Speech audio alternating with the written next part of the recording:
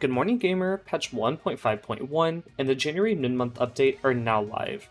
This patch has a lot of details about the Rivals 2 Championship series, as well as a few changes to the balance of the roster for most of the characters. To start, Luchador Etalus comes from the top ropes. Our latest bundle includes a brand new Etalus skin, emote, icon, and the new Fiora Champion hit effect. The bundle also includes 25,000 coins, 250 ether bucks, and this epic skin also features a custom win jingle, 2 new victory lines, custom sound effects on his armor Spawn and Bright, down strong, forward tilt, get up special, neutral special, special pummel, up special, and up strong. While they really did their big one with the sound effects. For our new shop items, remember to use code LASTTALK by the way if you are buying this, it really supports the channel. I'm starting a sticker club in a few days, so keep your eyes peeled for that, and using code LASTTALK supports fun projects like that. For our new color palettes we have added this month is Orange Lucha Reina. I actually really like this palette, and White Reina. This one looks a little bit washed out, but is still cool nonetheless. I think white palettes are cool.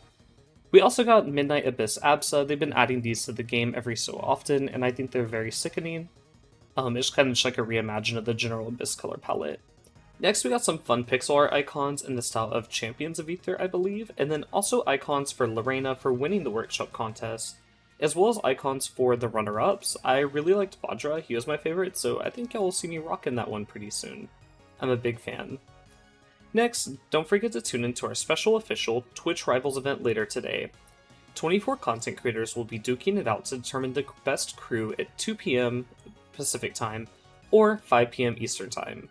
You can tune into the main stream at twitch.tv/twitchrivals, or any of the player point of views.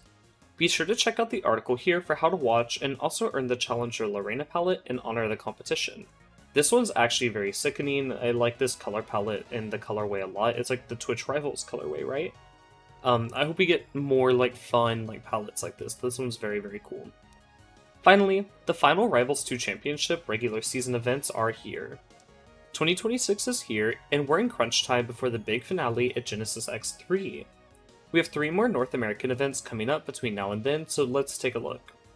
This weekend, the circuit travels to New York for Let's Make Big Moves, followed by the brand new Hungrybox Rivals 2 Championship Series online event on the 27th, with the voucher on the line to Genesis X3, and then taking a trip to Frosty Faustines in Illinois on the weekend of the 31st to finalize our leaderboard.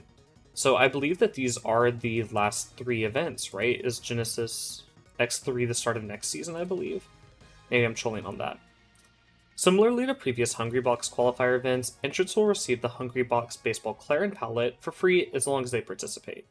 I believe that if you've already participated in this, you get the code still, right? So maybe you can give the code to a buddy, right? Let's say if you already have this Clarin skin, you can pass it along. I'll probably give mine away here on the channel, but I would love to see y'all compete in that. Finally, the Frosty Faustine Sun Bear Etalus palette is here to celebrate the tournament's first ever circuit inclusion. I'm not sure if I love, how the logo's, slapped onto his chest. It looks a little funny. I wish they put him in, a t-shirt, right? I think that'd be kind of fun. If you purchase any event bundles but already own the base skin, you receive an Etherbucks refund to make it even, just like with our other bundles. These palettes are free for all players attending their respective events. I actually did notice that if you buy this Loxodon skin, you get 1500 Etherbucks back, so you make a cute little extra 500 on that. So if you're looking to make a few bucks, you can do that. For audio updates, this patch contains a sizable change to Demigod Arcane's skin voiceover. Demigod Arcane's custom voiceover was lasting a bit too long compared to his normal VO, so we've added a much more aggressive fade out to make sure they're all in line with each other. And moving on to what I think most people are here for, the balance changes. Parry intangibility frames have gone from 90 down to 75. The intangibility duration just felt a bit too long, leading to scenarios where the intangible player would whiff a slow attack for their parry punish and still have enough intangibility to try again. Getting thrown will now only restore a single double jump instead of all of them. This makes it less punishing to land a grab while edgeguarding Raster. Interesting. That's a very unique change, but yeah, I rock with it. While grabbed, all your resources will be restored if the grabbing player is grounded at any point during the throw. This includes resources like Crag Pillar that only refresh if you touch ground. That's okay, so stuff like Lorena command grabs necessarily wouldn't restore Raster's grabs, but a grab on the floor like on Crag Pillar would. So that's interesting. A new control setting, no air dodge and tumble. Normally, if you release the shield button while in tumble, you'll air dodge. This setting disables that functionality, allowing you to tap the shield button to tech instead of needing to hold it. When this setting is enabled, you will need to flick your joystick to exit tumble if you want to air dodge, or set either air grab or air parry to air dodge. So there's definitely ways to like put macros and micros around this, but that's a cool option just to like have more control. A new control setting, suppress dash attack. This setting will prevent you from dash attacking if you aren't holding forward, and will store the attack input until your dash ends. This is interesting, so this means that you could maybe like tilt out of like a dash a little bit easier, like input wise. Next we have a new control setting, the roll setting. You can choose between 4 options: default, left stick only, right stick only, and double shield lock. Holding 2 shield buttons prevents both sticks from rolling. This applies to rolls, spot dodges, and jumping out of shield with the right stick. So this is interesting, now you can kind of like lock yourself where it's like if you want to do shield DI, I guess, you wouldn't accidentally roll if you held like both shield buttons. I think that's probably the optimal way to do this. So that's pretty cool. And also finally we have wave dash assist. This makes you wave dash if you're holding shield at the end of jump squat, allowing you to wave dash out of shield without releasing the shield button. Okay, so that's cool. That just makes it a little bit easier for like newer players to get that input down, but not changing necessarily like the best way to wave dash. Pressing up on the ledge jump now uses a 3-frame buffer instead of the full 6 frames. This makes it less likely to get unintended ledge jumps when you're covering, especially after using up special. So now it's just like a little bit tighter of a buffer, so your inputs might change there on the ledge just a hair. Moving on to our character-specific changes, starting with Rano, forward tilt 2's hitbox are now interloped. This makes them reach as high as the upward hit of 1, reducing the number of scenarios where hit 2 would whiff after 1 connected. So this was how it was previously, pretty small little circle on the foot there, and now it's got the huge Labubu shaped hitbox on the top of his foot. That was all for Rano. Raster is also getting 1 note. While dashing, the right stick will now perform tilts instead of dash attacks when set to attack. So I guess just this makes like running and then using something like forward tilt or down tilt, which are both pretty good in Raster's neutral, a lot more consistent, so this change might actually be like pretty good for Raster players. Moving on to Fleet, her forward air multi-hit knockback has been slightly edited, which makes it techable at the wall.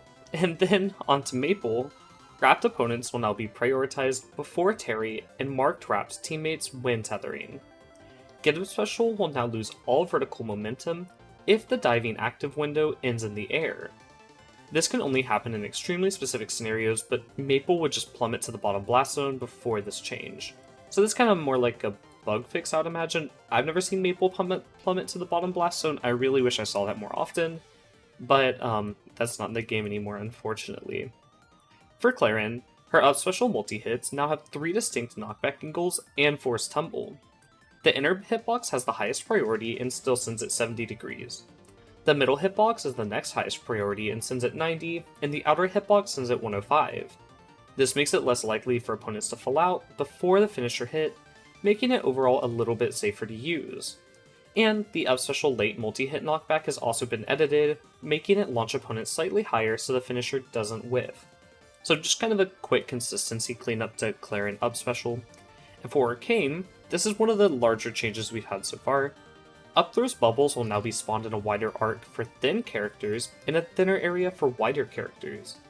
This makes it the more effective against characters that naturally get out of it easily, while making it less effective against the characters that struggle to get out, even with the correct counterplay. The range is expanded by or shrunk by 20 centimeters on both sides for the thinnest or thickest characters respectively. I actually believe this might not be the biggest buff to heavies being upthrown by Arcane, because you'll just be getting hit by more bubbles in this case, I believe. So your upthrow should still be pretty good into them. It's more of a buff into the smaller characters like Maple, Raster, or maybe like Fleet, who would be like consistently falling out of your up special or upthrow. From what I understand, I haven't played it yet. I am an Arcane main, so I hope I know what I'm talking about. But I might also be Troll Nation. For Etalus, dash attacks jump cancel can now air dodge if it hits any object, not just a player.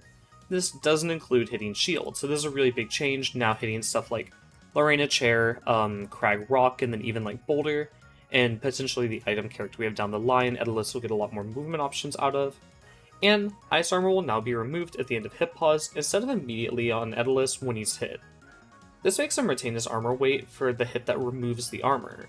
If he gets hit again during hit pause, it'll immediately remove the armor. So stuff like Claren forward air, right? If the first hit would break the armor, the second hit will hit him without armor. But now if you have armor, let's say, and you get like clicked in the head by Crag forward air, right, you'll still take the armor knockback instead of your broken armor knockback. For Absa, a quick bug fix, clouds will no longer display a hitbox on the first frame they're kicked by Absa. Functionality is still unchanged. So kind of weird, I guess there's just like an extra hitbox showing up that shouldn't have been. And for Lorena, we actually got a lot of changes. We're increasing the damage on some of her attacks, since the values ended up being a little low for their use cases. Chair will now climb walls faster when being recalled with neutral special. This lets her get her chair back much quicker when recalling it from offstage. I did notice that like calling it from offstage was a little bit clunky, so if a kind of multiverses recovery moment, right? So seeing this is a lot better. Special's arm is now intangible during the active frames and the first 5 recovery frames. This allows it to challenge other attacks from below more effectively. This is really scary to me because I love to mash and click buttons, right? But as you can see, Lorena's hurtbox here on this upper arm is just gone.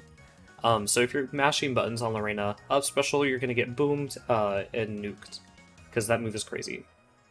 Up air, forward strong, up special, forward special will all have 40 armor when grabbing an opponent, until releasing them.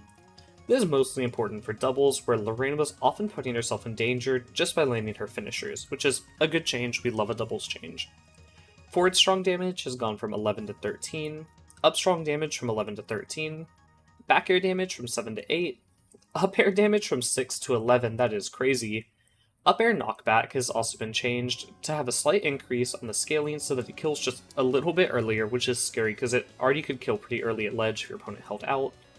Down air knockback angles from 75 to 78, which leaves the opponent slightly closer to Lorena on DI away. Forward special damage from 10 to 12, that's a lot. Forward special spike damage from 7 to 10, and default taunt can now be cancelled after 30 frames.